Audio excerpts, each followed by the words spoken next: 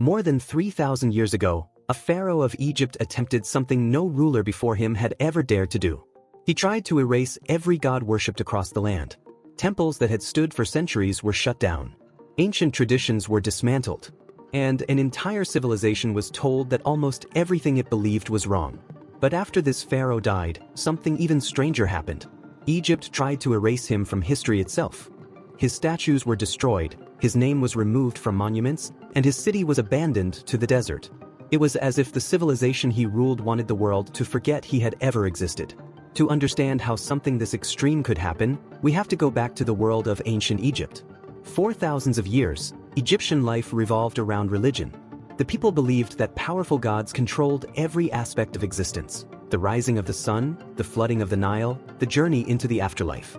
Massive temples were built to honor these deities, and their priests held enormous power and influence. Among the most important of these gods was Ammonius, whose temples were filled with wealth, offerings, and political authority.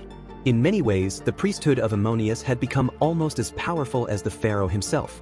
Then, in the 14th century BCE, a new ruler came to the throne. His name was Akhenaten. At first, he seemed like just another Egyptian king, inheriting the traditions of the past. But soon it became clear that Akhenaten saw the world very differently. He believed that the countless gods worshipped across Egypt were not the true source of divine power. Instead, he focused on a single deity, Aten, represented as a radiant disk of the sun whose rays reached down to touch the earth. In Akhenaten's view, Aten was not just another god. Aten was the only god that truly mattered. What followed was one of the most radical religious revolutions in ancient history. Akhenaten began dismantling the traditional belief system that had defined Egypt for centuries. Temples dedicated to other gods were closed. Religious images were removed or destroyed. Even the powerful cult of Ammonius, once central to Egyptian identity, was stripped of influence. Inscriptions referencing old gods were altered or erased. It was as if the pharaoh was attempting to rewrite the spiritual foundation of an entire civilization. But Akhenaten did not stop there. To fully establish his new vision, he decided to build a completely new capital city dedicated to Aten alone. This city rose from the desert in a place that had never before been inhabited. It became known as Amarna. Palaces, temples, homes, and public spaces were constructed rapidly, all designed to honor the sun disk and the new religious order. For a brief moment in history, it appeared that Akhenaten's revolution might succeed.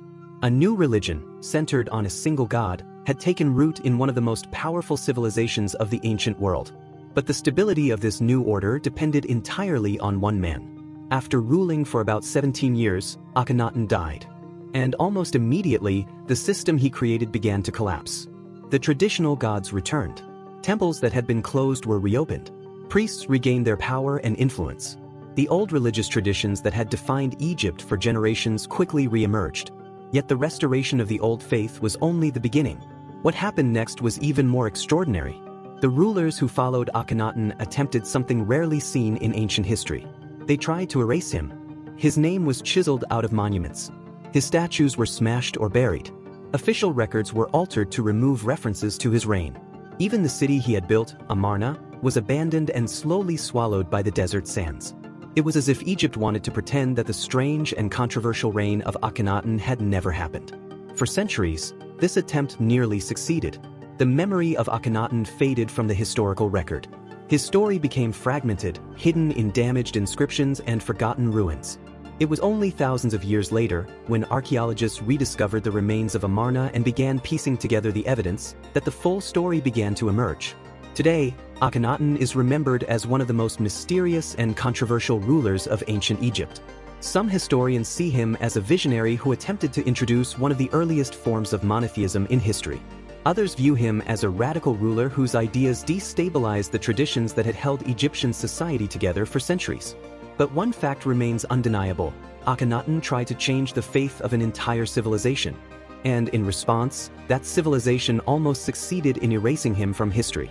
The question that still lingers is whether he was a revolutionary ahead of his time, or a ruler whose dangerous ideas forced Egypt to erase his legacy forever.